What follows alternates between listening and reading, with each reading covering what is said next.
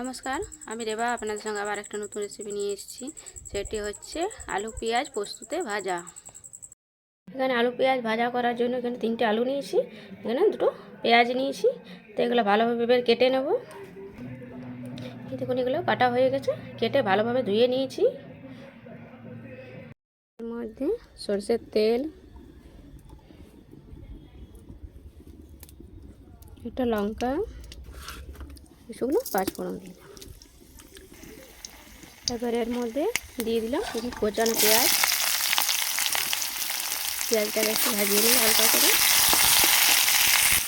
পেঁয়াজটাকে একটু হালকা করে নেড়ে নিয়েছি। এবার দিয়ে দেবো এর মধ্যে আলু,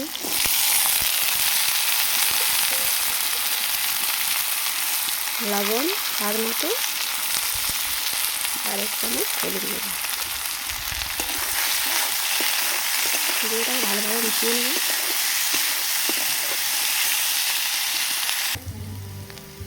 দেখুন আলু পেঁয়াজটা কিন্তু ভালোভাবে ভাজা হয়ে গেছে। এরপরে ওকে নামাবো। নামানোর আগে দিয়ে দেবো কিছুটা পোস্ত। পোস্তটা দিয়ে একটু ভালোভাবে মিশিয়ে নেব। এটা ভালোভাবে মেশানো হয়ে গেছে। এবার এটাকে নামিয়ে নেব। এই দেখুন তৈরি হয়ে গেল আলু পেঁয়াজ পোস্ত দিয়ে ভাজা।